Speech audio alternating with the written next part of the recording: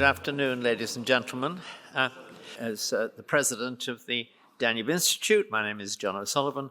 Welcome you to this important and, I think, increasingly concerned debate. A discussion of family policy and the demographic cliff. A conservative perspective, in fact, I think, given that the moderator of this occasion is my colleague István Kiss, we have to say there are 4 conservative perspectives on the platform, and I look forward to a debate between them. As an institute, we both have opinions, but we also believe in subjecting those opinions to critical and diverse argument. This is a panel generally of conservatives, but I think we'll find there are very significant differences in the debate. My colleagues have had serious discussions during the day. Now we're opening it up in a more public way. The question before us is a very interesting and simple but difficult one.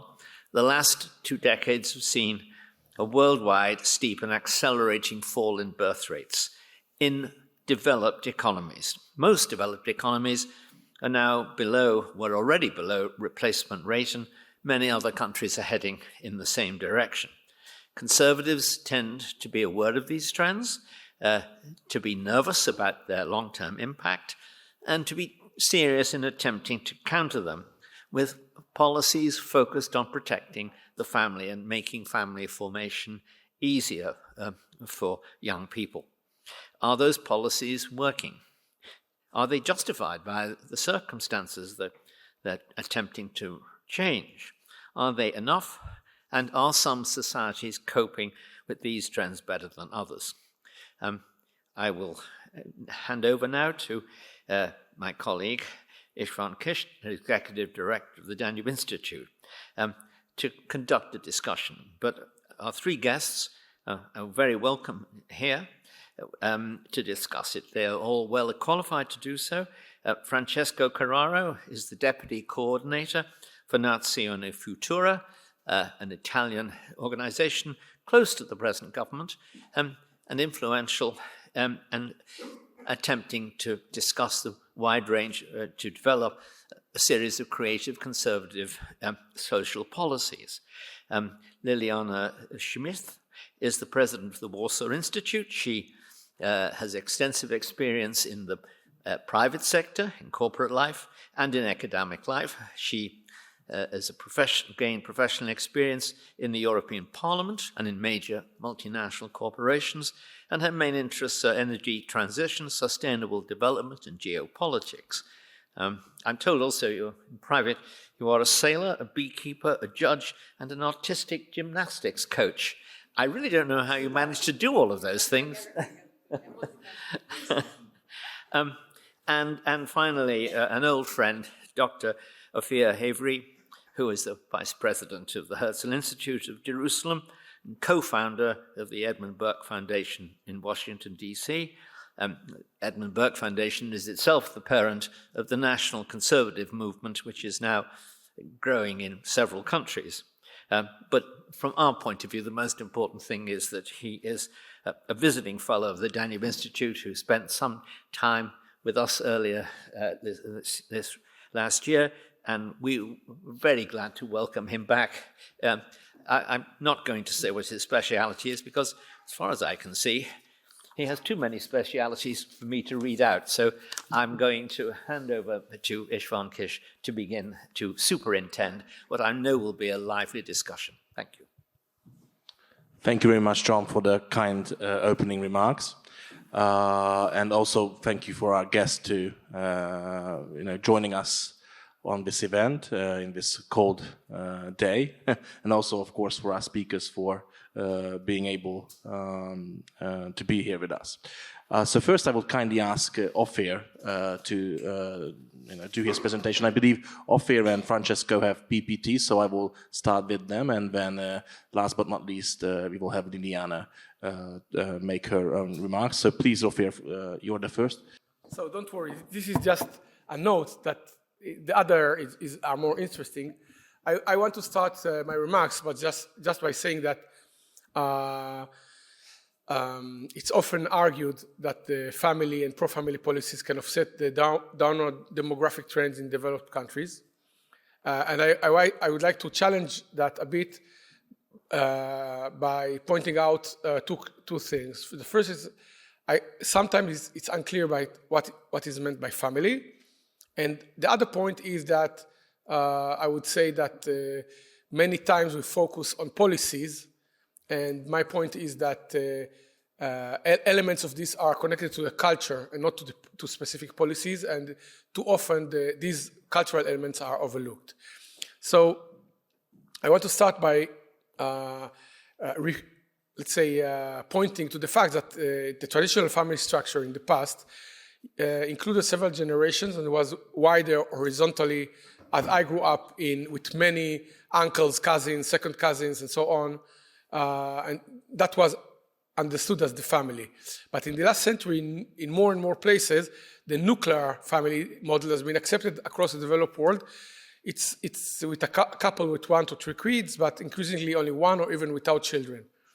And even many countries they regard it as having a strong family structure. Like usually we hear that the problem in Western Europe and America is because so much people are not getting married, and that is the reason why they're not having kids or getting married later. But we know that even in countries like China and South Korea and Japan, where people are getting married and there's no problem of a lot of unmarried people, still we have the demographic downward trend, maybe even worse than in Western Europe. So the question is, it's unclear that simply having pro-family policies could significantly change demographic trends if the family is just the nuclear family. And you'll see what I mean in a moment.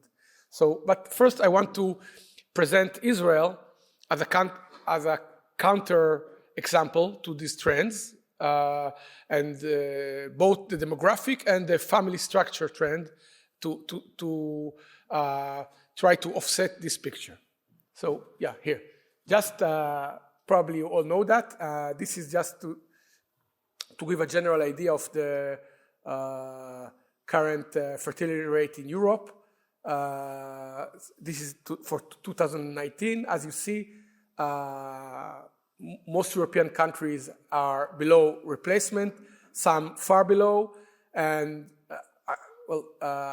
apparently someone thinks that Turkey is part of Europe. But anyway, as you see, the areas which are substantially above replacement level are some areas. So some areas in southern Turkey, which are basically Kurdish areas. So you see that the Turkish part of Turkey is like Germany or like the Baltic countries. It doesn't have a lot of children either. And apparently in France, the only areas that are dark are probably, there's some correlation between the number of North African immigrants and these numbers. But, so this is, as you see, the general picture in Europe, rather bleak. Let's look now at the birth rate in the OECD countries. So the champion down there, it's South Korea. This is not actually from now. This is 2015. South Korea had still 1.2. Now it's, I think, 0.9. And actually, if you see Turkey and Mexico are still above replacement level. Replacement level is more or less this. So actually, now Mexico is certainly below replacement level. Turkey might be at replacement level, but they're even lower now. And as you can see, within all the economically developed countries, the only country that is an outlier is Israel, which is, as you see, very far above replacement level. So the question is, why is this the case? Because usually we tend to identify poorer countries with a higher birth rate, or countries that are poorer or less educated, and the more developed a country is, the lower the birth rate. This is the case in the world. As you can see, Israel is not following this trend. So some people think that in Israel, the higher birth rate is because there's an Arab population. But as you can see, the Arab population in Israel the fertility rate in Israel for Arabs is going down, and is actually now lower than for Jews. So clearly, it's not responsible for the situation. And even more than this, as you can see, the Jewish population for the last, let's say, 20 years has been relatively slowly, but even the fertility has gone up a bit. So why is this the case? Again, the last 20 years when Israel is getting richer and more educated, even than it was before. So how come this is happening? Now, I divided it by religious groups just to see that before it was Jews and Arabs. Now it's, as you see, even the Muslims now have as or below the Jewish fertility rate, and other groups, Druze, Christians, or people with no defined religion have far below that. Okay, within the Jewish population, the total for Jewish women is this.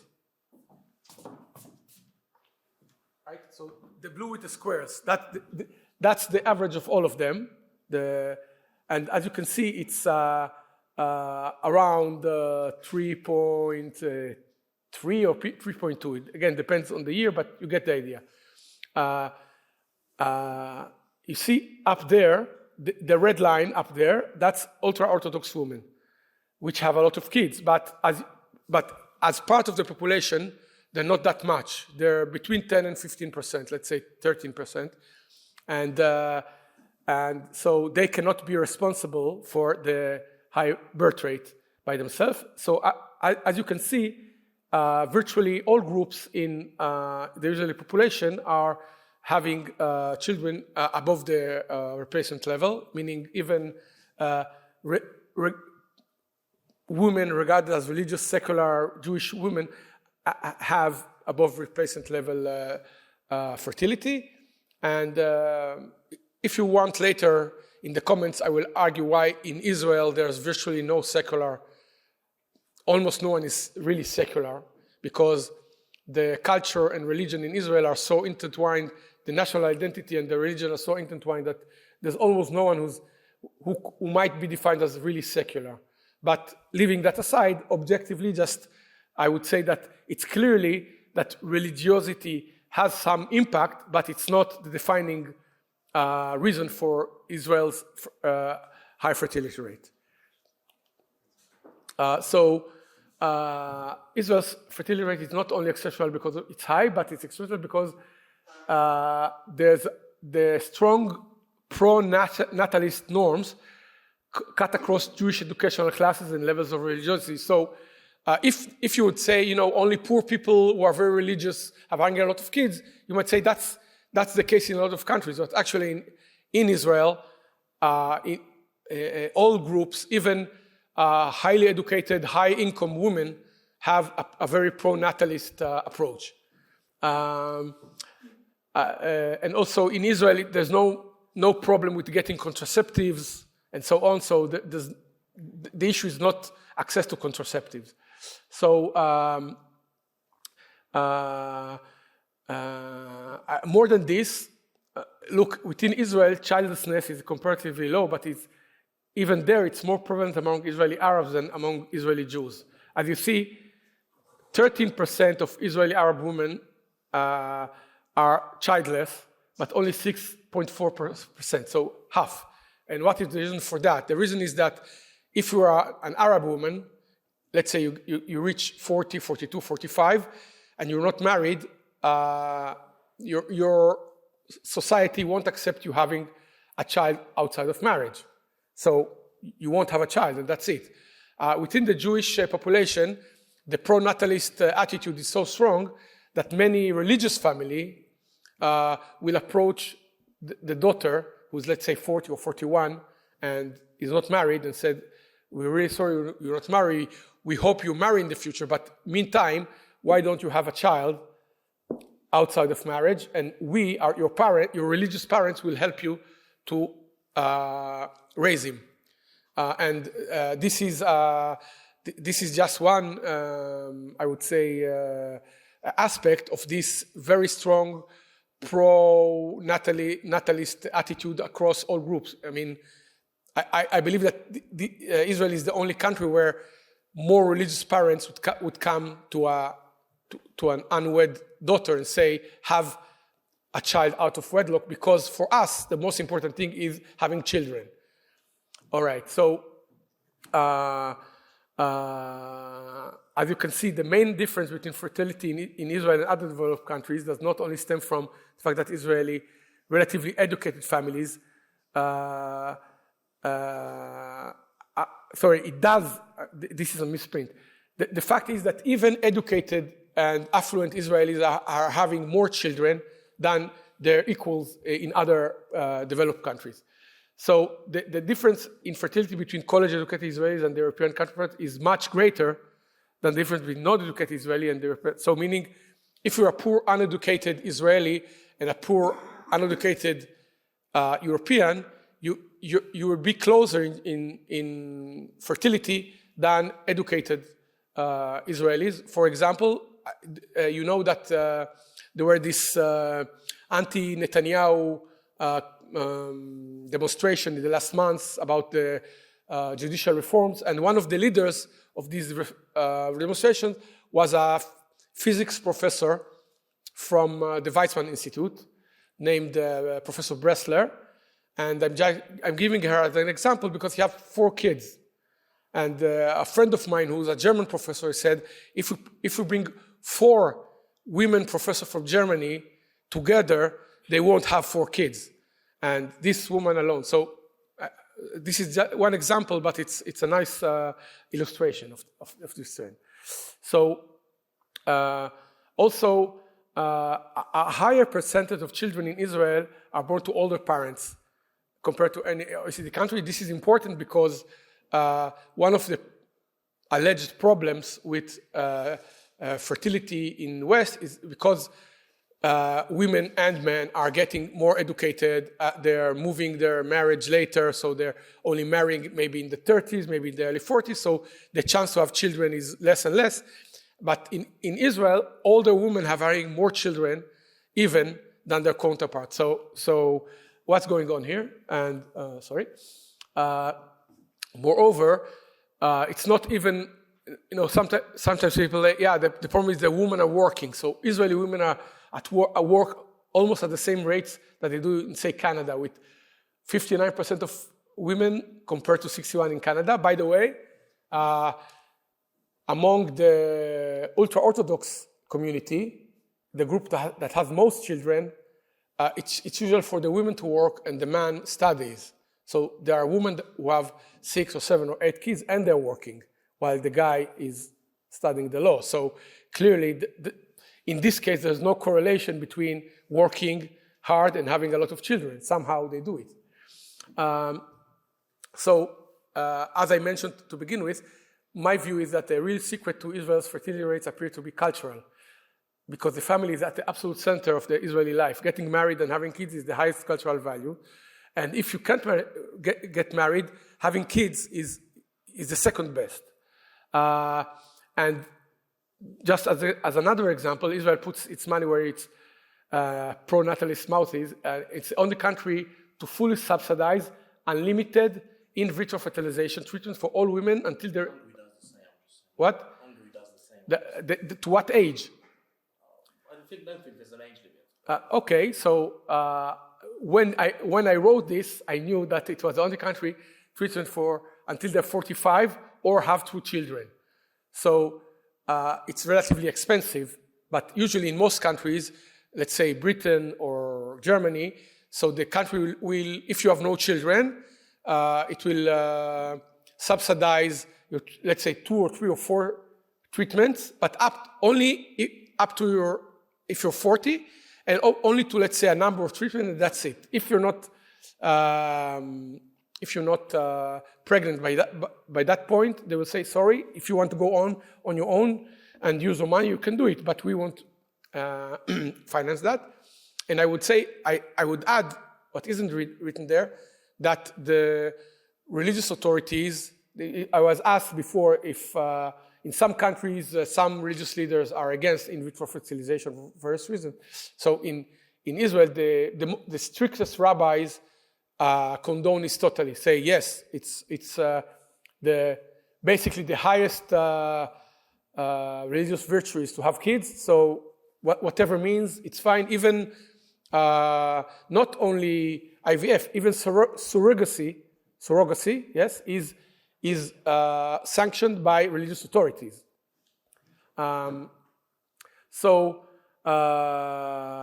While often in the West, people lament the cost of having children and the impact more humans have on the climate change, you will never hear, well, never know, but very seldom hear the same in Israel, because children are basically seen as a blessing instead of a burden.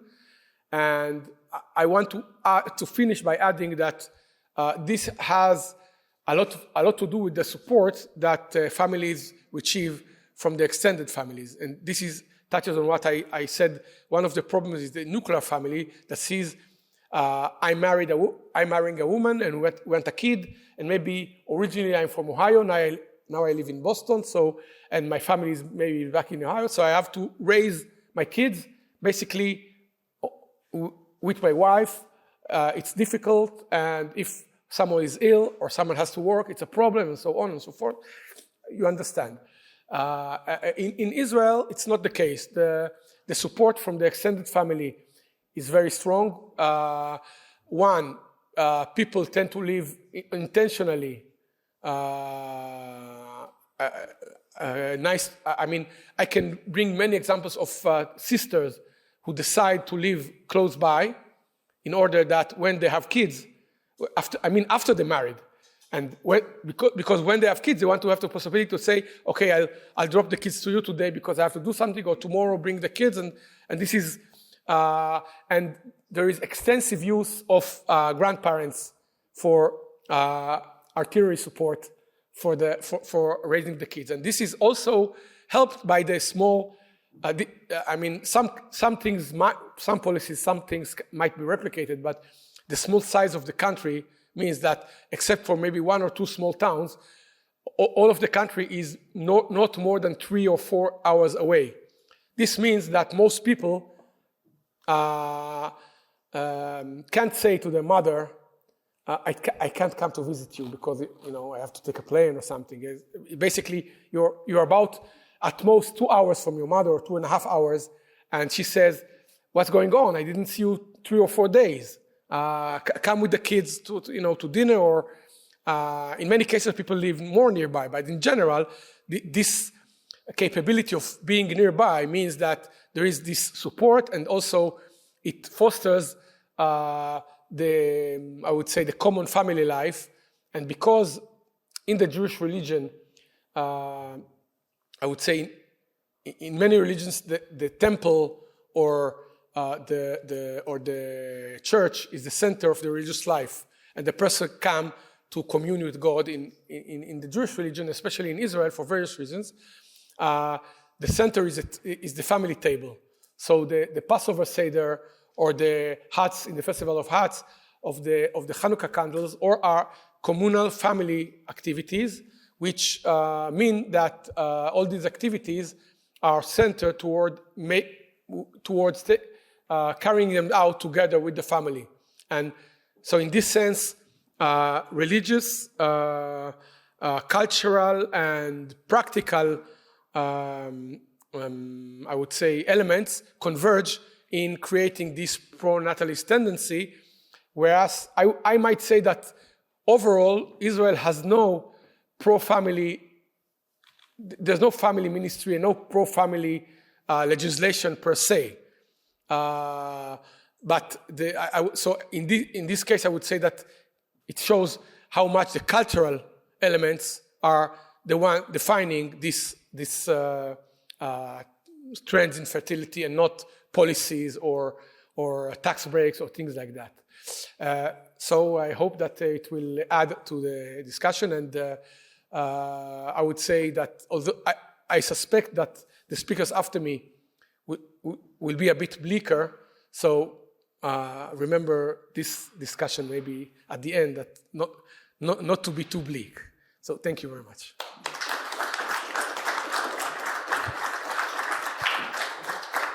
Thank you, Ofir. I think it was a very interesting presentation. I honestly, before we talked about this and in our own workshop, I didn't know that Israel was doing so well. And also, when I saw it originally, I thought it was actually because of the Arab population and not because of the Jewish population. And so I hope that after we have the presentations, we can talk a bit more about the cultural aspect, because I think it's very fascinating. But now I will give the floor to Francesco. Please, Thank you. Give your presentation.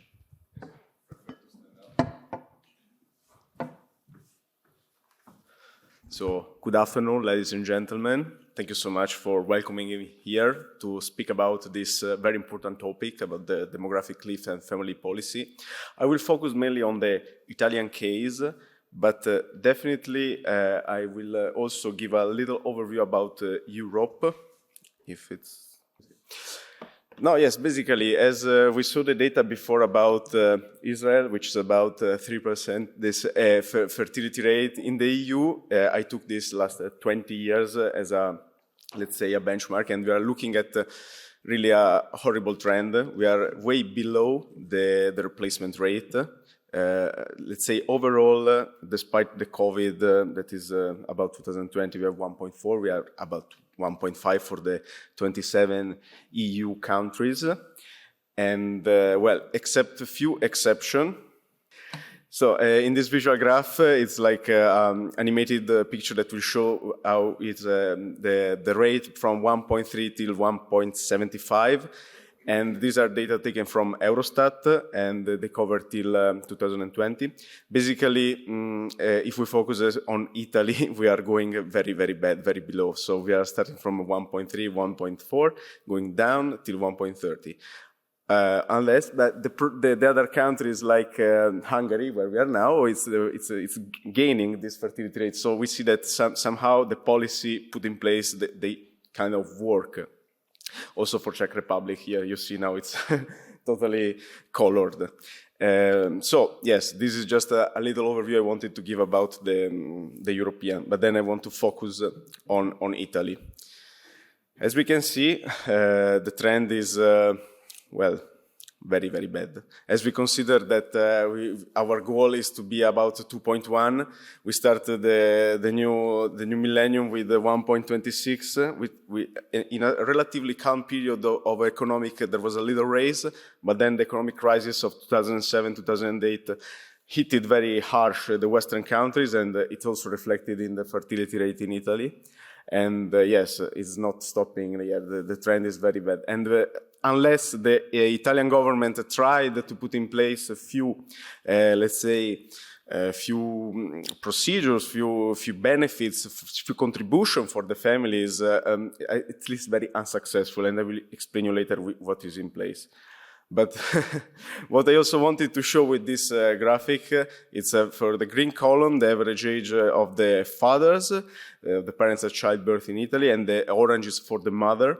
We started at the beginning of the century with about 30, the average age, and now we are growing, right till 2021, about 32, and also the father trend is raising, so women versus men. There is a little discrepancy, but still very high. And it's not stopping, because I assume that the trend will continue, because that is what's going on in Italy. Honestly, very, very worrying. And if we move to the next one, yes, this is the total resident population in Italy, because this is a graph that it's comprehensive of the resident population, not only the Italian citizen, because immigration is also part of the demography. Nowadays, it's about 8% of the full population. But considering that the trend, we have a spike in the year of 2013, 2014, and that is also because of some policies of a leftist government that they basically regularized a lot of illegal residents in the country, illegal refugees, and that is kind of a trend that it was for the 2014, 2015. But then, even though we had the regularization of these illegal, let's say, migrants, the overall resident population in Italy didn't grow so much, because on the other side, we also experienced another kind of phenomena, which is the brain drain. So a lot of Italian well-educated students that live abroad to move, for example, in the UK, in the US, in other Western countries in Europe, even in Asia. We are talking about 200,000 young people every year. Some years it was also about 300,000. So we are talking about a big city in Italy, like my city, Padova. It's about 200,000 inhabitants. So you can imagine how much this is count on the overall total resident population in Italy. And unfortunately, the trend is going even down. So as we saw this morning, we had a look on the peak of the possible total inhabitants on a certain country, and Italy clearly already reached, and now we are declining. Yes, I go to the next slide then. So yes, I wanted to say that we should definitely be worried. And this is also another graph that brings me to the fertility versus the mortality. As you can see, on 2011, we were more or less balanced about newborn and death, about 600,000. But then going further in the years, 2012 till 2021, because these are the most recent data according to the ISTAT, the Italian Institute for Statistics, we are experiencing this way higher rate of death versus the newborn in the country. And this is count not only the Italian, but every resident in Italy. And this is also bring to another phenomena that it was studied in demography, that is the reversed pyramid. Because in a healthy society, the pyramid of the population should be like, on the basis, the young people that in the future will provide the support to the elderly, and on the top of the pyramid should be, let's say, the most weak, the most elder people of the society. And we are experiencing now in the Western countries, and especially in Italy, the reversed pyramid, where on the bottom of the pyramid there are the fewer younger people that can support the full burden of the society. And on the top of the pyramid we see elderly, like above 60, above 70 years old. And that's what exactly it is in Japan already. In Italy, we're not yet there with the pyramid, but it's like a sort of amphora graphic. I didn't present here, but I saw it, and here again we move to another graph that is related to the wedding rate in Italy. We commented a lot before. It's a weight from 1981, but clearly we go till 2020, and we see a constant trend. I didn't add also the divorce rate; it's dramatic also that, but clearly the weddings are dropping down in Italy, and this is comprehensive of religious and civil wedding, both. We also noticed that in 2017, 2018, there was a clear major drop. It's also about the policy in Italy about the civil union that is different from the wedding that were implemented for the same-sex people, but also heterosexual could take this possibility of civil union. So it's in another statistic, another part of the statistic when you look at the overall wedding rate in Italy. So, and then, what are the policy put in place by the Italian government in the last decades for, let's say, try to improve this fertility rate, to improve the overall number of population? Well, mostly the money drop. That's what they did. There are contributions for families. In 2021, from the government Draghi, there was a sort of subsidy called Universal Child Benefit, which is for every child below 21 years old. There is a distinction below 18 years old. And it's a minimum of 54 euro and a max of 190 euro for each minor child. And this is something that is granted to every resident in Italy upon presenting the total income declaration. Then, beside this, there is another implementation of the bonus for babies.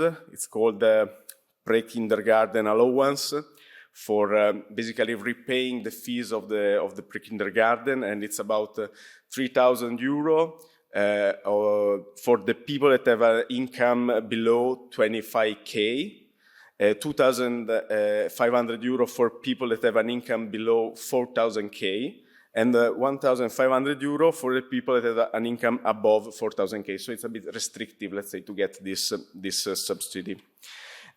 On top of this, Italy also tried to present a sort of maternity leave plan, which is not enough. The maternity leave plan that is about 6 months, but this 6 months that cover 80% of the salary of the mother in this case, it can be splitted for 2 months before the baby is born and 4 months after the baby is born, or 1 month before the baby is born and 5 months after the baby is born. So it's not comprehensive of 2 plus 6, 8, it's 6. That's it. You can get only this for 6 months. Then, of course, they tried to implement a kind of allowance of 30% of the retribution that can be taken within the 6 years of the child. But this is also another max 6 months, and it must be taken within the 6 years of the baby. This is also covered by mother or father. But of course, considering the economical situation in Italy, it's not a measure that people are so much happy to get 30% of the salary just for 6 months for raising the kid. It's clearly not enough. They also tried to implement a sort of alternative for taking part-time job. Before it was more difficult to get it, but to be part again on the labor force, but still no big result. One last thing about the wedding, I just find out that recently it was implemented a wedding bonus for the celebration. It's about 2,000 euro that can be, let's say, profited by the fresh married couple. But the couple must be under 35 years old, and they should present the income that should be not above 23K per year. Again, there is another new law proposal that would like to boost and enhance this bonus with a fiscal income about 20% of the overall price of the ceremony, up to 20K of reimburse, but it's just a proposal law, not something that is in place now. It was just a proposal from our government. And yes, just to close this very bad scenario, and what are the conclusions that we can draw about it is that fertility rate in Italy is pretty low. Migration is not enough to cover, let's say, the drain of the people. The situation is very dramatic. Government of Italy, it's called conservative itself, but they are not enough to tackle this problem. And I am critic in this sense, because looking at what are other countries doing in Europe, I wish that we could take an example, but probably should start from the culture of the young Italian, that they're not anymore attached to the family. They're not attached anymore to the commitment to raise kids. And this is something that, if it's not starting from a total change of culture, it cannot really make any result at the end. So that's why I'm here to bring only bad news in this moment. Hopefully, I will come back in a few years at the end of this mandate of the government to see if something improved. But clearly, just giving money drop to the new families is not enough. So that's it. Thank you for the attention.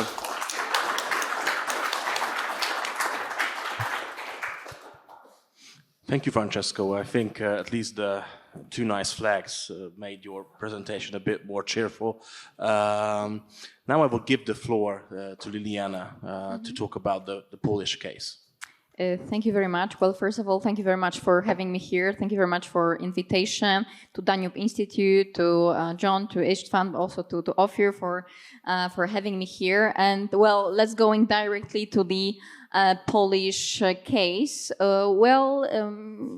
I think I would stay in the mood that Francesco has initiated. Well, maybe first of all, what does the family policy in Poland means? Of course, firstly, increasing the fertility rate, but I would say, and I also believe in it, that at the same time, family policy means that first of all, we're supporting the families, the existing families, we're supporting parents, and we're supporting the children. Second of all, it means that we will be decreasing the poverty that is existing within children. And third, we will be also equaling the chances that kids will have in the future. And let's say if we skip the first part, so if we skip the fertility rate, then I would say that the family policy in Poland is working. So in this case, the family policy is working. Well, unfortunately, if we take into account just the fertility rate, then I would say, well, it was not maybe measured perfectly. What the government did, so the Law and Justice government, when they went into the power in 2015, I must say that family policy was the core of most of the policies that they are introduced. And we cannot say that they didn't care about it. They care, and they introduced a couple of policies. I think the flagship project that they introduced was the 500 plus social transfer that is given to each kid that is being born within a family. Since January 2024, it would be increased. It would not be anymore the 500 plus, it would be 800 plus. And I believe that for some of you, this 500 zlotys may seem as a small amount of money, but if we look at the case of Poland, there were no social transfers before. There was no help for families. So this 500 plus really changed the whole political scene. Right now, if the other parties are preparing their campaigns, if they're preparing their program, nobody actually is skipping this 800 plus. Nobody is saying that they will take it back if they win. So it really completely changed the political scene. Second thing, what Law and Justice did was the family care capital program. It's a new thing.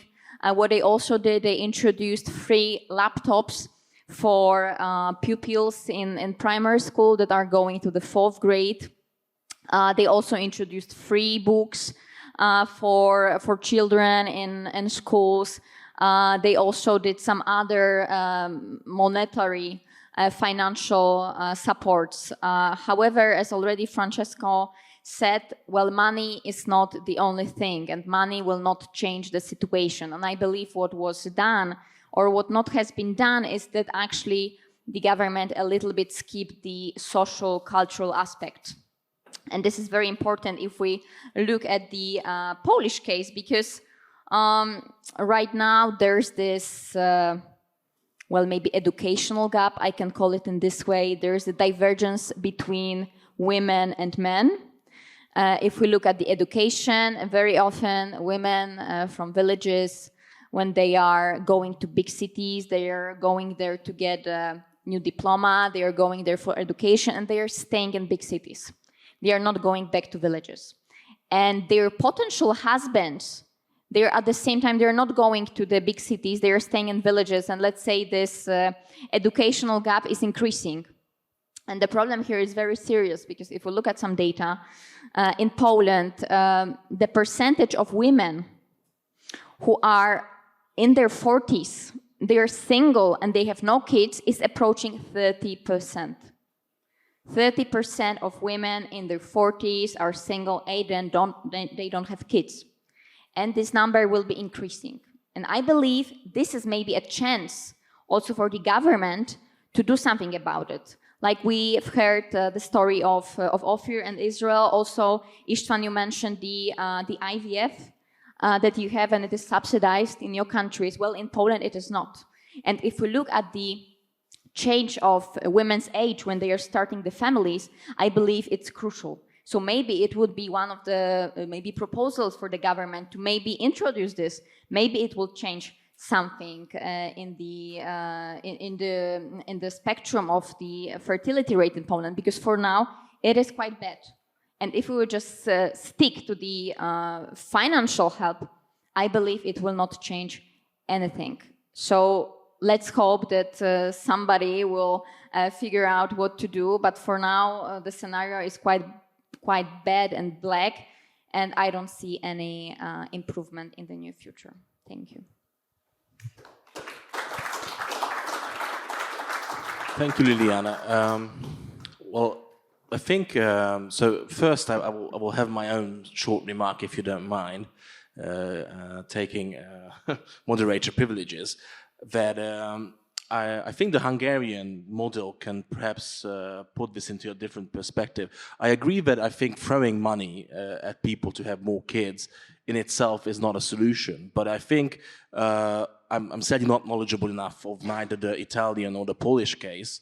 But my understanding is that none of them were actually, perhaps the Polish was, and you would need more time actually, because, I mean, honestly, you only started this, let's say, 5-6 years ago. Hungary started this, let's say, 10 years ago. But I mean, they gradually introduced policies. So even in the case of Hungary, I think you would need 5-10 years to really see the real effects. But in Hungary, at least for the time being, it seems to be working. So there was an uptick. It's still not replacement level, but coming from 1.2 to 1.6, I think is actually a pretty good achievement, especially if we achieved it in, let's say, 10 years. But in Hungary, there is really a comprehensive policy which have been in place for 10 years, but also gradually looking at how can we, help in other ways. So we did the same. We give free textbooks, sometimes even free lunches for school children.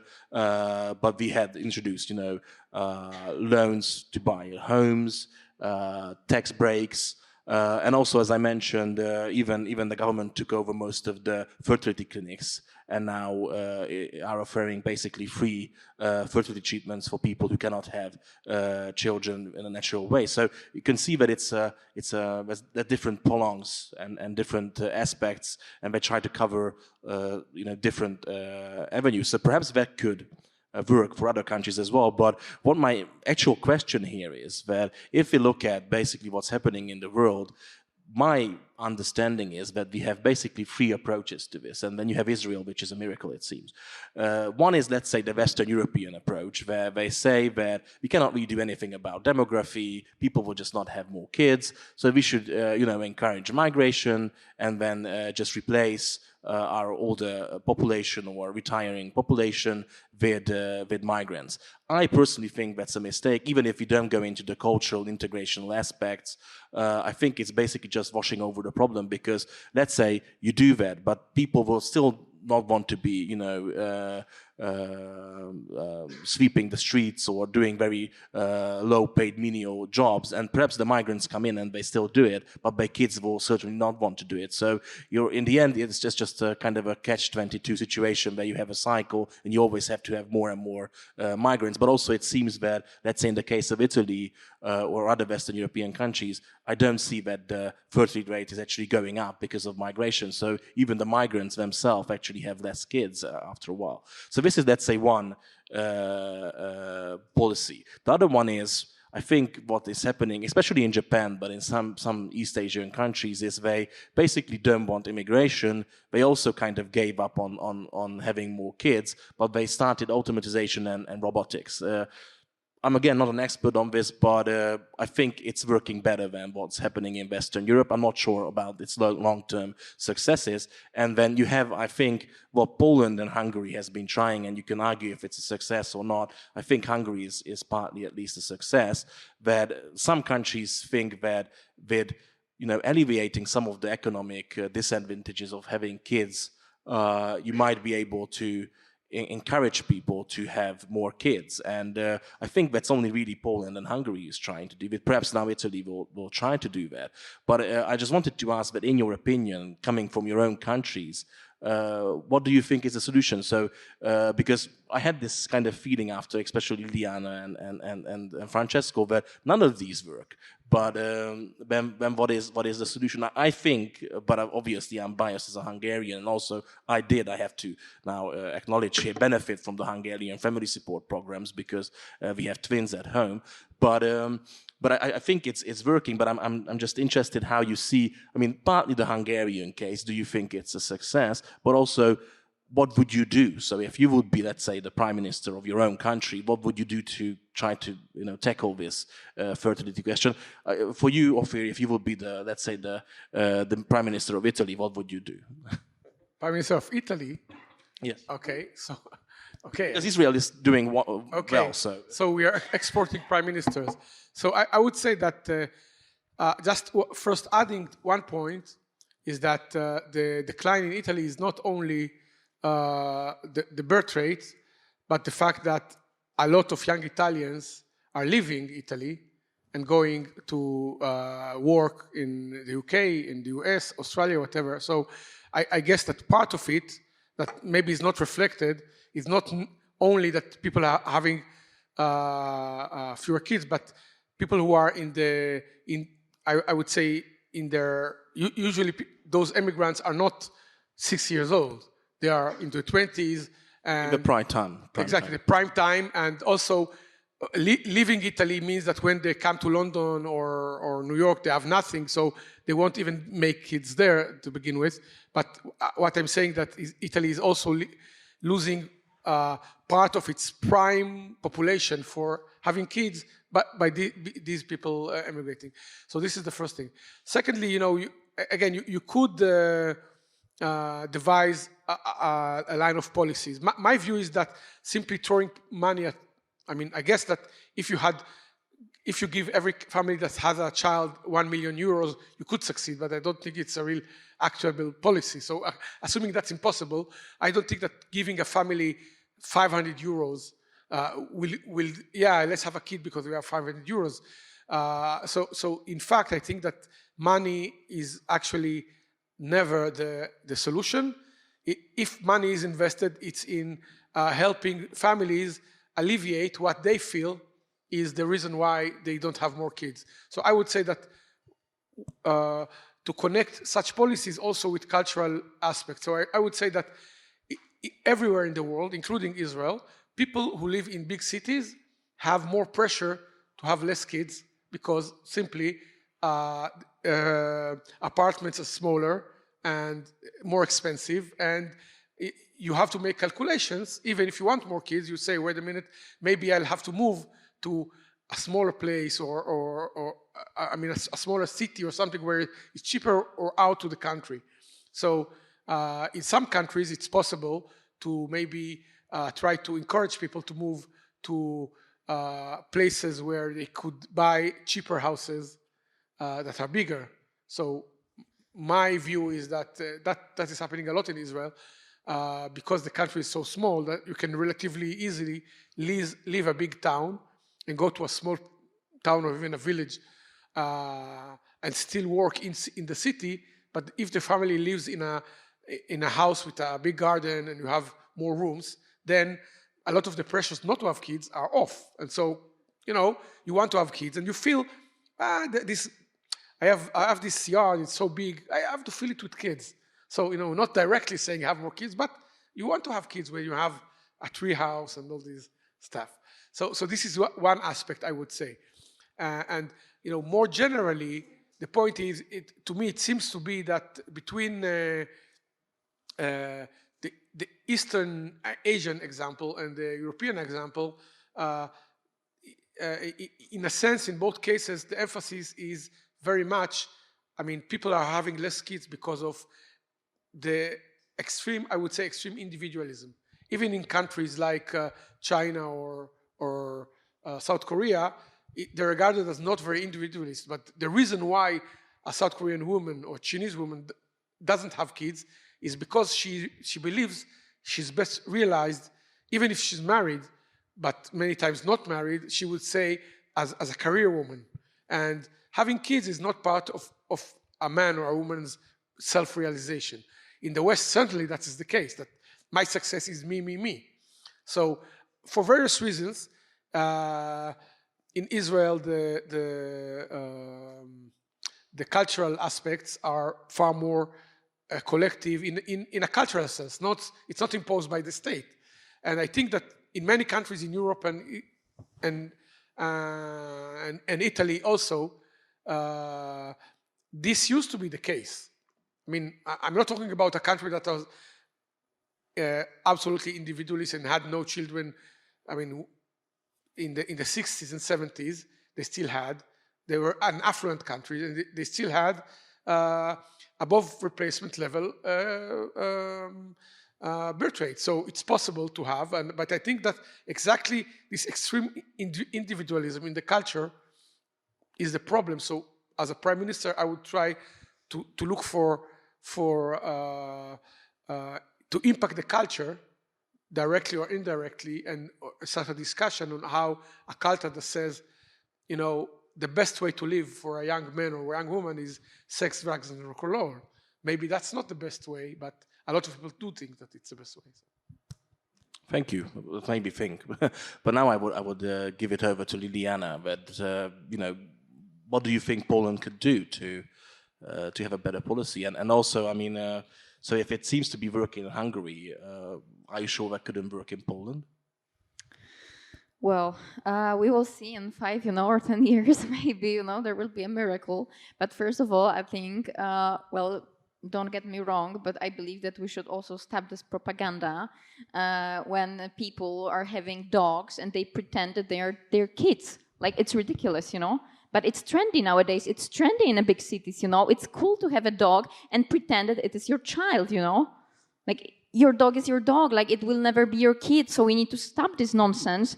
And we also need to tell the people that they should have some responsibilities. Like, you cannot live a life like a plankton and not to give anything to your country. You cannot only just take from it. I think that planktons actually live together. But well, yeah. But do they give? Like, maybe no.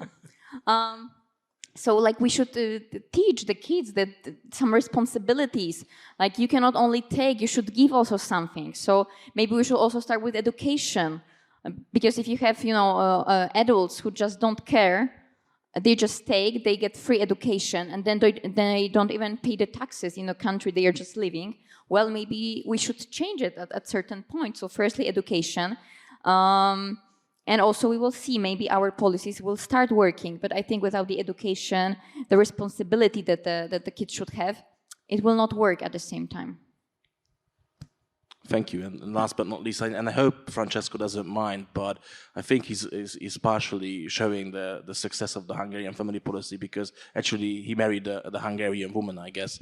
And he has kids. Yes, yes, it's definitely true. Actually, I am immigrated a year in Hungary. My wife is Hungarian and I have 2 kids. So yes, I am outstanding for the Italian maybe this is a solution for Italy. Italians should marry Hungarian women. And that's maybe the solution should be marry Hungarian women and establish themselves in but Italy. Then there will be no Hungarian women left for Hungarians. So I don't know if it's such a good solution, Joke apart, I think that one of the most important things that Italian government should take should really care is implement the system of the maternity leave, because as we show, and that's as I gave the data, it's like only 6 months of maternity leave paid 80% of the salary.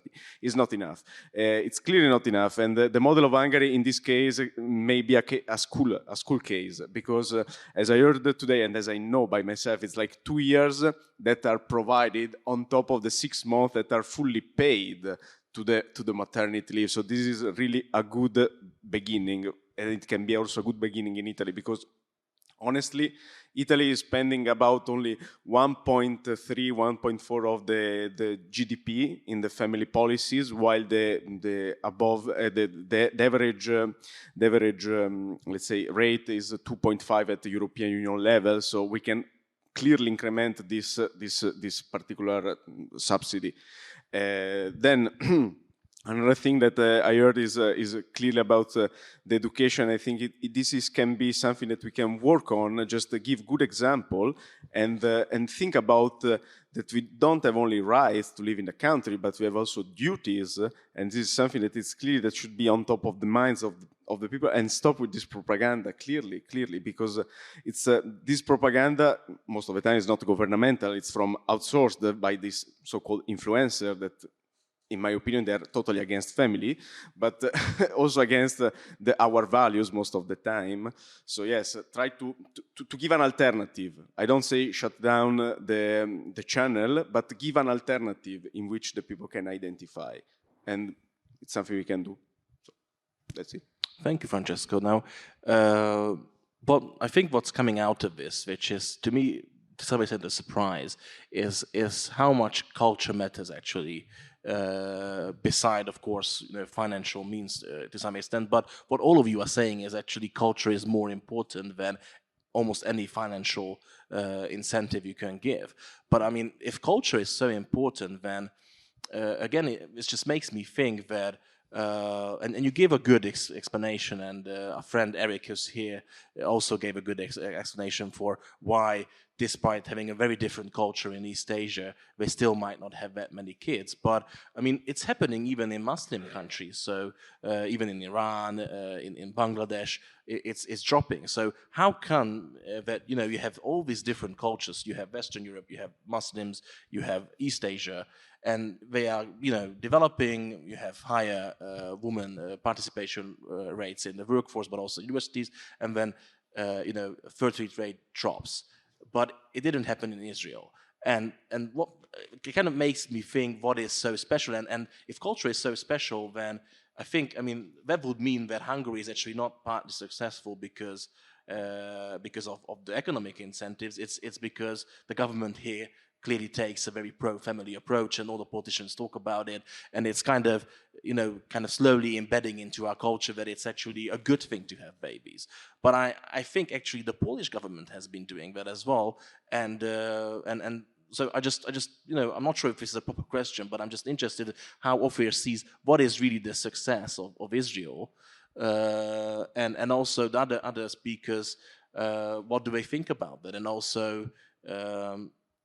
I mean, what could we do? What could we do with our culture? Should we have, education in schools where we talk about what is a family? I mean, that's strange because you wouldn't think you would have to do that. But perhaps now, then, sadly, it's not evident who's a man and who's a woman. Perhaps you need that. I'm not sure. But first, I would just ask Ofir that, what do you think? I mean, is it just,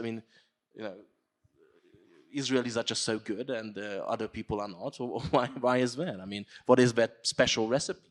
So I would say that there are other elements about Israel's success that I wouldn't recommend to other countries. But so I will mention that I think that assisting this problem is the fact that Israel Israel has a kind of existential threat upon its head, and this means that the society is far more, I would say. The solidarity inside the society and the feeling of a threat, which many times helps people to say, it's not only about me. I have to take care. Because of the events you all know about in the last week, you can see the outpouring of support in Israel. People are trying to help each other, and in this situation, I think this. I'm not suggesting that Poland or Italy or Hungary become under mortal threat. But some things are not replicable. But other things, one of the things I think that. But that could also, have a reverse effect. So I think, let's say in Palestine, for the Palestinians, that actually, goes for decreased fertility rate. Also, I don't really see that in Ukraine or Poland, with the war, people would have more kids. Actually, I think people are afraid to have kids so that could actually be, actually a counter effect in Israel. That why should I have kids when I can be blown up? Yes, but I'll tell you, you're right. But Israel tends to have rather short wars, meaning we don't have wars that continue for 5 years or 3 years, or like Ukraine, a year and a half or whatever. So the point is that usually in all societies, after there's a crisis, usually after a big war, there is a spike in. So in Europe, there was a spike after the Second World War for a certain period, and then it stopped because there was no threat anymore. But in Israel, every few years, unfortunately, we're reminded that there's a threat. So it's like a lot of spikes make a trend. But so I think that you're right, that a country, let's say that is like Ukraine, which not only is under constant threat, but people really feel that they might not have a country, or they might be under Russian occupation. In the long run, it doesn't make them have more children. It makes them maybe even emigrate. And Israel has that unusual success of being under threat, but eventually successful. So people in Israel are very hopeful about the future, maybe misguidedly, but this is what they believe. So every time they overcome the threat, they are more optimistic. There was a poll done about where people are most optimistic about the future, and Israel is like number 1 or number 3 in the world. So from outside, people might think, why are they so optimistic? Maybe it's self-delusion, but that's a culture. Again, that's a cultural issue. One.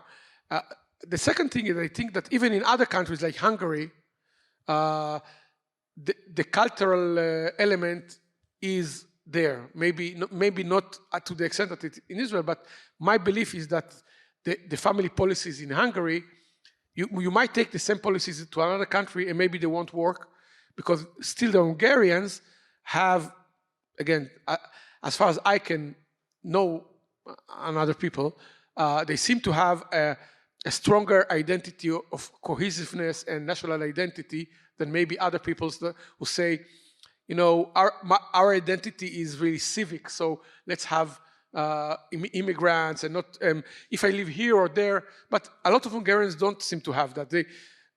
Because of the history and so on. So my belief is that those policies, when planted upon a better culture, let's say, again, it's not universal. You have woke people even in Hungary, but I mean the general culture is not very cosmopolitan. And so in this sense, when I talk about the culture, I don't mean exactly cultural policies. I mean something else, like the things that unites a lot people from Bangladesh and from some places in Africa and Western Europe. A lot of young people watch Instagram or all these, or Netflix or whatever, and the culture reflected there is very not. Let's marry and have 3 kids or 4 kids or something like that. But it's again, it's I want to enjoy. I want to have a lot of tattoos, and I want to party. And I'm thinking of songs, of movies, and all these little elements. And maybe because it's a kind of global village, maybe cultures that have a little bit a different. I would say that Hungarians are like Israelis in the sense that they have a language that is not immediately. Let's say if you're English speakers or a lot of people, you're more. But maybe Hungarians and Israelis and maybe other smaller countries are a bit less part of the global village culturally, to an extent. I'm not saying it's not a closed country. It's not North Korea. By the way, I don't know what the situation with the birth rate in North Korea.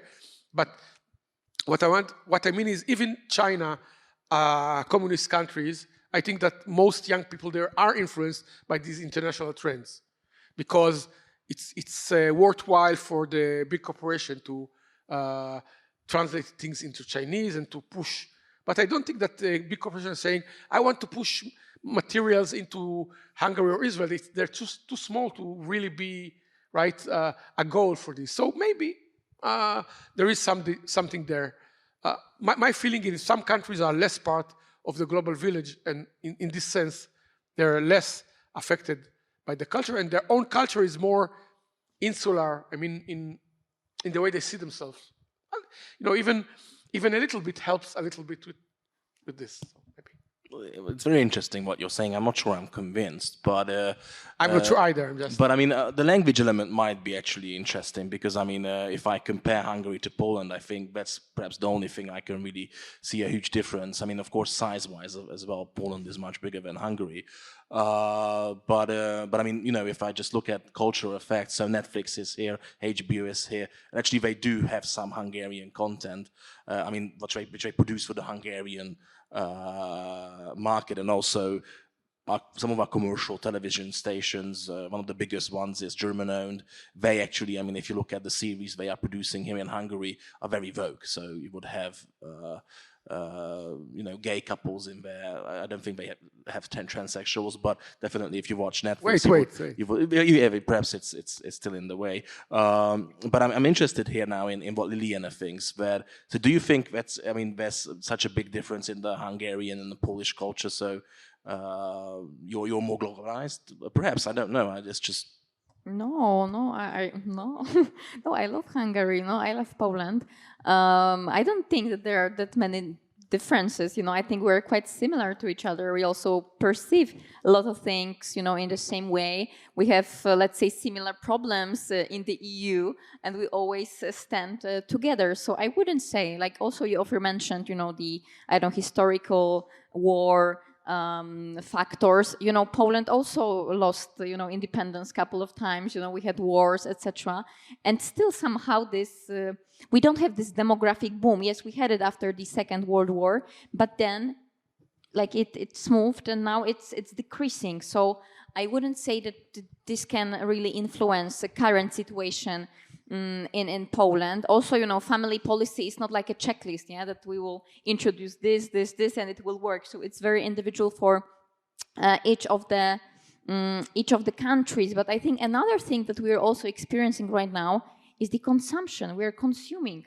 We are forced to consume, We're forced to consume more and more. We need to buy new phones. If we will not buy them, we will be not trendy, etc. And I think it's also influencing young people, They have the feeling that they just don't want to share, with others if they can consume it on their own. And I think this is also the problem, They are not happy if they will be sharing it with other people. And I think that's also part of the education that we should be showing to them. That, well, you can have fun if you will share, I don't know, this with some other people, if you will share the experiences with your children, and you can be even happier in this case. And I think it's not existing in current media, it's nowhere, and we're consuming more and more. And why we should share it with some others, And I think this is actually the problem also nowadays. But still, following on István, if I may, just one sentence. I think that in some ways, Poland is far more outward-looking for various reasons than Israel or Hungary, meaning its historical borders, the fact that it's much more active. Let's say you can see with the war in Ukraine. So, I mean, Poland's self-image is very, I think, far more outward-looking as a kind of European major players, so and so on. And so other countries, Israel and Hungary, I think, have this thing in common, that they're far more, worried about their own future and not saying, we should be we should be the leaders in the struggle against Russian occupation in Ukraine or something like that. So maybe they are more outward looking and so more prone to influence. Maybe just saying. Well, for the current moment, when the war in Ukraine happened, I believe, started, sorry, it's a bad word, when the war in Ukraine started, I believe that the population, society, but also government reacted in a very emotional way. I think now we can actually learn from our actions and experiences, and we can judge whether it was good or not. But from that moment and also from current situation, still US and NATO is our security guarantor. So we need to have some, international partners where we cannot be on our own because, we have a huge border with Ukraine, we have a border with Belarus, we have a border with Russia. So, from our perspective, we need some, assistance, we need some security guarantors. And for current moment, US is our security guarantor, but at the same time, we're investing a lot in defense equipment. We're investing a lot of this equipment from South Korea. So, we're also trying to diversify our supplies. But, without US, let's say, we will not feel secure for now. But going back to the culture, I think it's surprising what Liliana mentioned as well, and we were talking about this during the day and here as well a bit, is this culture of individualism and consumerism but I mean, so you have this kind of a picture about this, happy people who travel a lot, are on Instagram, have a good life, party, yada yada. But I mean, actually, you have the highest level of depression and everything else as well. So these people actually are not happy in their private life. So they might show that and might sometimes actually even feel fairly happy. But usually when they hit at least 45, 50, they realize that they, to some extent, wasted away their life. So I think it's kind of an interesting oxymoron here. But I'm just interested, lastly, in Francesco's remarks, because you might be able to compare. You left Italy, you have some ideas how Italians think on family, and perhaps now you have. I think we actually even mentioned this during the day that younger Hungarians had a different attitude to having children than Italians, sadly. Yes, definitely. I think that you're right. It's also a different level of commitment and, let's say, idea of the responsibility by being parents. Because mainly my peers in Italy that have the same age that I have, they don't really think about going further with the family. They don't even marry. I have just a couple of friends in Italy back that they're married and others per couples, but no one has kids, and they are in the 30s. So I don't take me as a, let's say, a full benchmark of the society, but more or less, I see that in Italy it's very low the rate of the wedding. As I said before, they really miss the commitment on this. Probably here in Hungary, there is also a vision of the family more, let's say, more important, in the sense that it's something that they also think the family as a support for the future, something that is comprehensive of your life. For example, just coming also on a point that you mentioned before, what is maybe the difference between how the Westerns see the family and how for example, in Pakistan and in other countries, they see the concept of the family. And this is also one key point to understand this demographic cliff. For example, in the Muslim countries, when they have a lot of newborn, they also see the concept of the family as a clan. It's something that we don't have anymore in our DNA, the clan concept of the family, that you keep let's say, all the members of the family under the same umbrella, that they care about each other, they are having this continuous support of the families. And this is probably happening in Pakistan, Bangladesh, Indonesia, Malaysia, all these Muslim countries itself. There is also some key point that we should analyze about differentiation in the culture.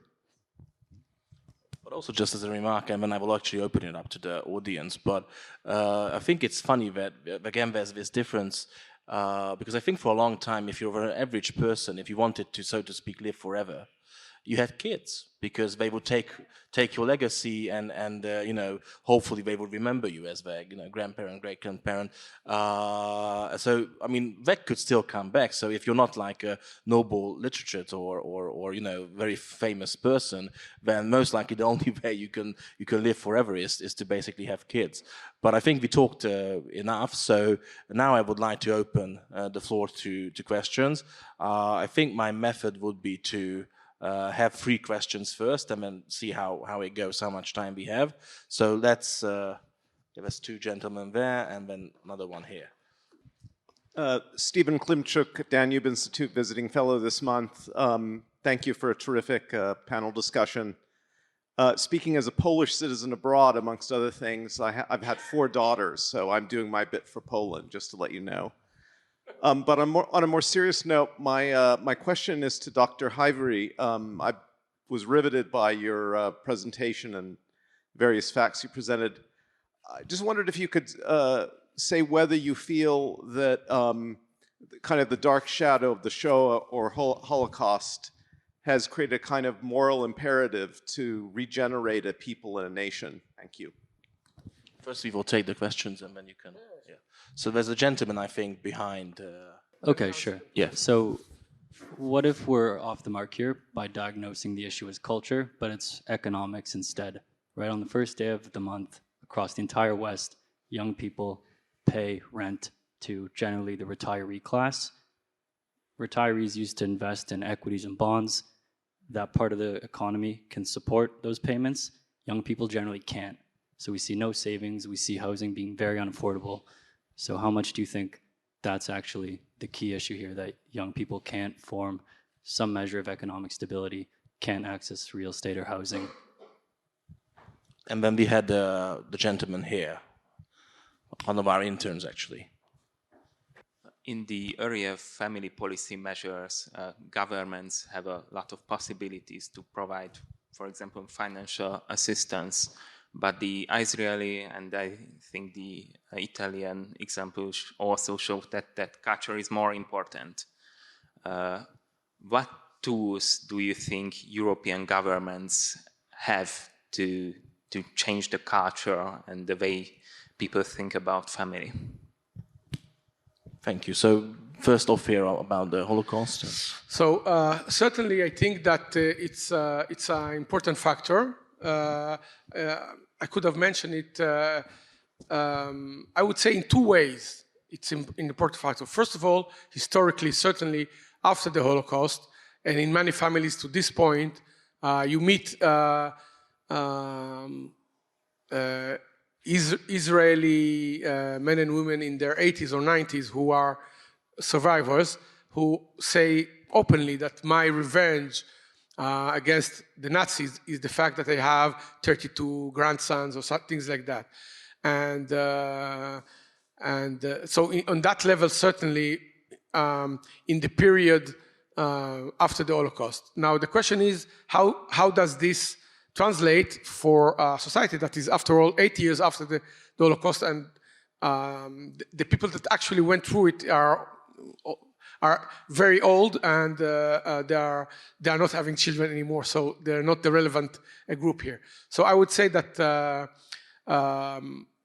in a sense, this it augments a general feeling in the Jewish culture, because as you know, unfortunately, the Holocaust was unique in its ferocity and size, but how can I say, it wasn't the only time in the Jewish people's history that we were under threat. And so not only this existed, but in the 70 years of Israel's independence, there hasn't been a day where, to some extent, there hasn't been some kind of threat, existential or semi-existential or back there, to the threat. And the continuance of this threat means that the experience of the Holocaust is transmitted to today's Israelis, who was 20 or 30, and to some extent they still live this experience as their own, as there is this danger.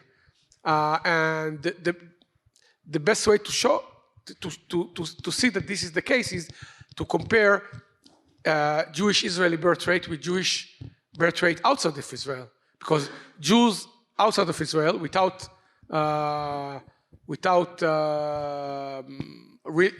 almost without fail, are the champions in the world of having fewest children possible, meaning American Jews have far fewer children than other Americans.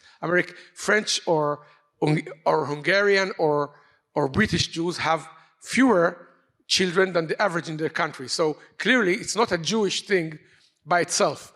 Affluent Jews all over the world have very few kids.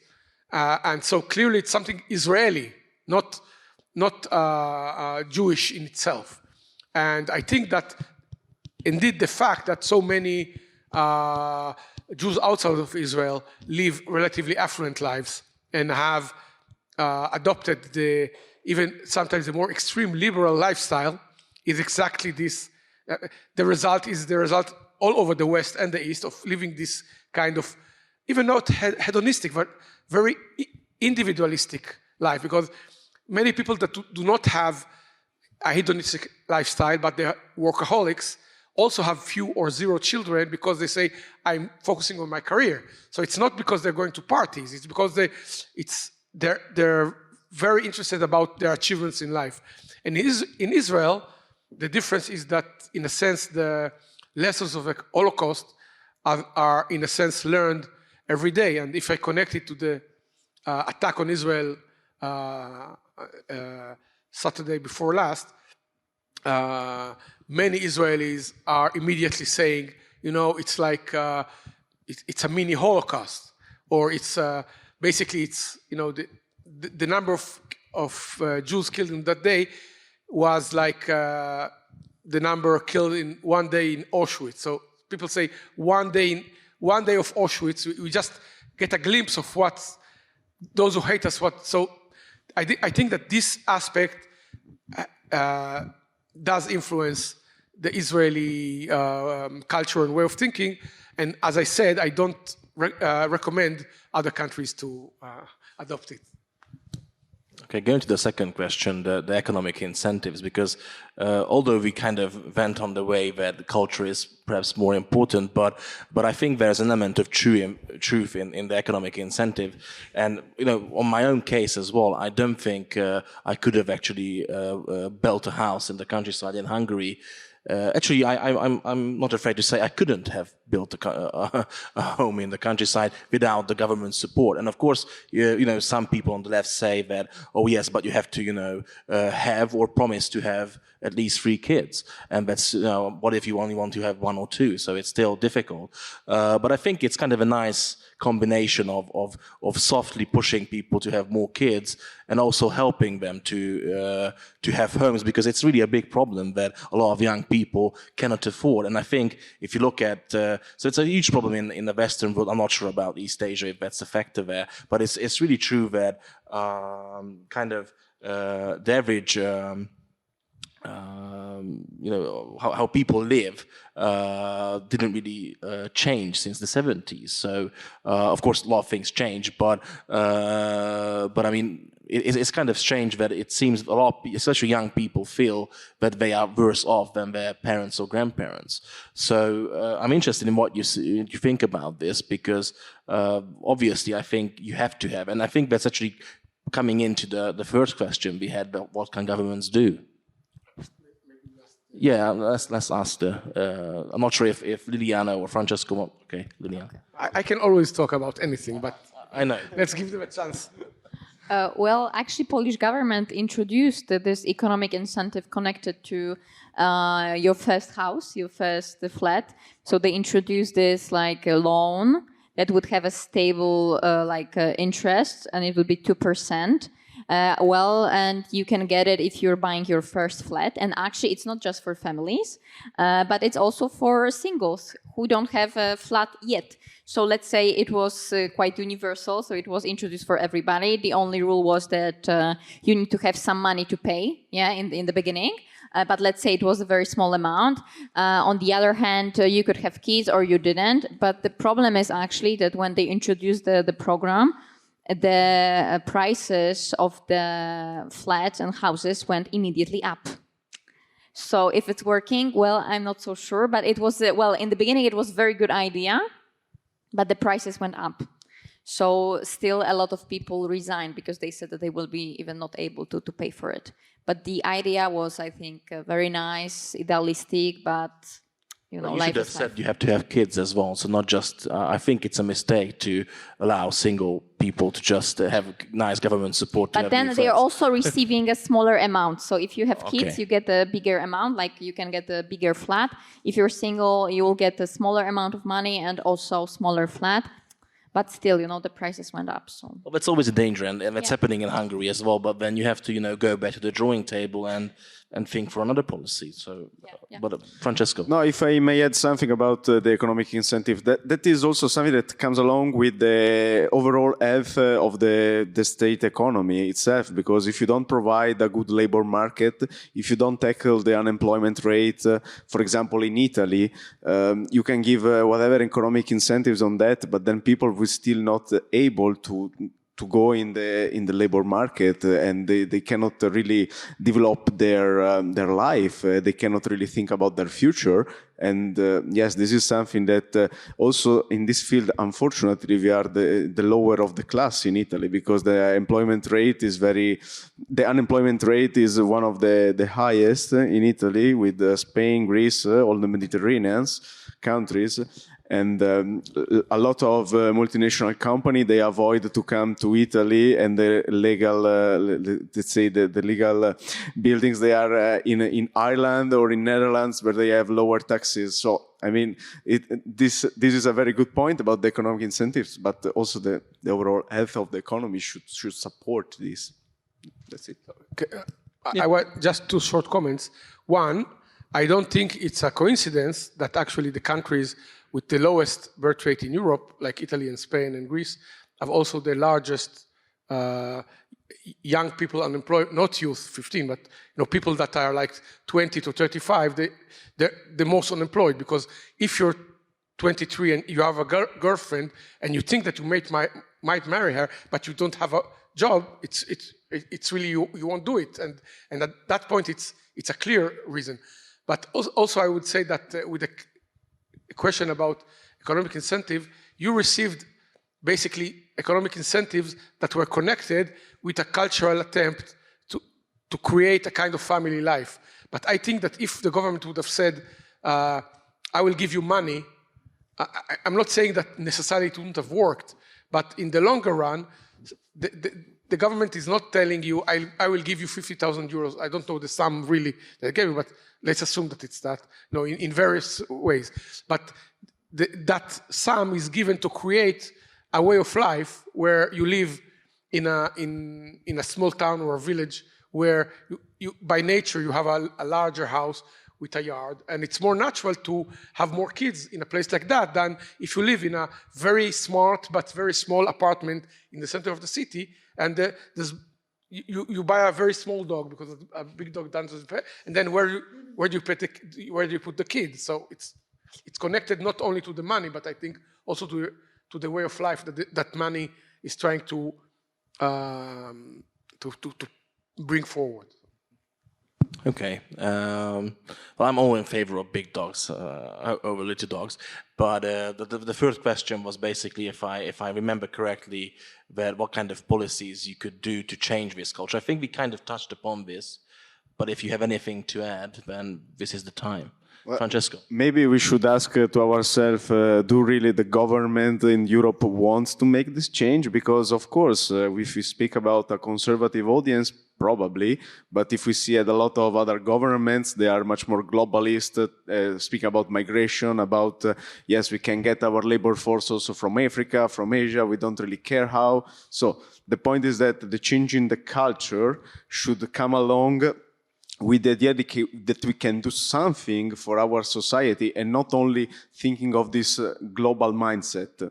That's it, just what I wanted to say. Ofir? I would say that one of the elements of this crisis is also that people are marrying so late, when there's the window, especially for women, to have kids is far smaller.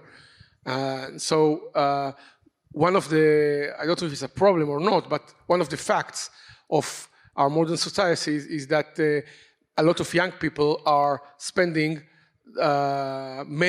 some or many years in higher education at a time where their earnings are not very high. And so ideally, if we could encourage people who are in university to marry and have kids, or have something like, in America it's more relevant, but maybe a version in Europe could be, in America a lot of people have gigantic student loans. So I would say if you have 2 kids, the government pays your student loan. So I would say that in Europe, have the universities, they're free now or almost free, so have them to be paid a lot of money, and if you have 2 kids or 3 kids, then it's free, and then I think that it would help. Well, in Hungary, you don't have to pay back the student loan if you have 3 kids, so... well, I think we still have time for one question, let's say, if we have. Okay, the gentleman there. Archie was running around with the microphones. Thank you. My name is Michael Sheridan. I just wanted to add a word about China, because I've been waiting to hear from a conservative panel some ideas about the government getting out of interfering in people's lives, because what we've seen in China is that the regime recently ended the one-child policy and introduced a series of measures and incentives for couples to have 2 and in some cases 3 children. And it hasn't worked so far. I was just reading today some Chinese government papers. They are lamenting the fact that the incentives are not cutting across the pure economics, and they are beginning to realize that there is a cultural element as well, because young Chinese are very wedded to consumerism. So perhaps the answer to this, I'd be interested in hearing from Dr. Ofir, is you have an old, complex society suddenly exposed to modernity, vast economic changes, a lot of government intervention, and a very confused picture. And I'm just wondering if we're all in a phase of experimentation here. Okay, so first of all, I think that the trend in China, of course, was affected by the policies, But if the Chinese were South Koreans or Japanese, it seems that they would have gotten more or less in the same. So it's not. I would say the government intervention by itself exacerbated the problem, but it's obviously not the only source. And if today the Chinese government would get out of I would say demography policy, it would leave the young people as anyway very consumeristic, and they would probably go towards being more like South Korea, which has even lower birth rate than China. So in this way, government intervention in regular type or not government, it's a lose-lose basically. So, but I would say, my inkling is that if there is one government in the world that is willing and capable to take extreme measures to solve something that it sees a problem, it's the Chinese Communist government. And I'm quoting to a degree our friend Eric Hendricks today spoke at our seminar about this. But I think that if they at the moment, basically the Chinese don't really care if there's 1.2 let's say in 50 years, if they're 1.2 or 1.1 or even 1 billion, it's still a lot of people. So, but if they see that it's not actually the numbers, but the fact that there's so many old people and so few young people, then I don't discount the possibility that tomorrow or in 2 years, the party will declare that they are having a program that every woman will be fertilized if she wants or not, and have 2 kids, and that's it. Or even more extreme, and again, I'm not discounting it, that they will say we can have babies in vats, some kind of technology, and then the party will own those babies and educate them the way they want. So be sure that I'm not recommending it, but I'm saying that it might be already happening, actually. You exactly, but if there's any government in the world that might do something like that, and has the resources theoretically to carry that out, it's the Chinese. So I hope they don't do it, but who knows? But I think it's an important point to make here, because I understand what the gentleman here was saying, and also kind of I sympathize with, how should I say, skepticism regarding statism.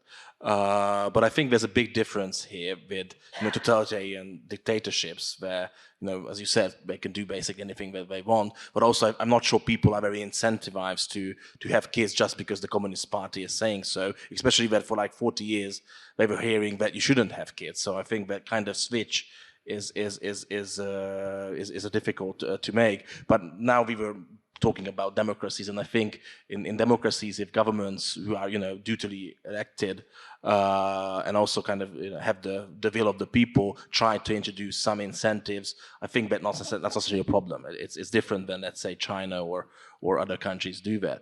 But sadly, we're out of time. So, sorry, if you have anything to reflect. No, just another question there, but if so. Well, sadly, we're out of time now. So please join me in a round of applause to our speakers. Ofir, Liliana, Francesco, thank you for being here.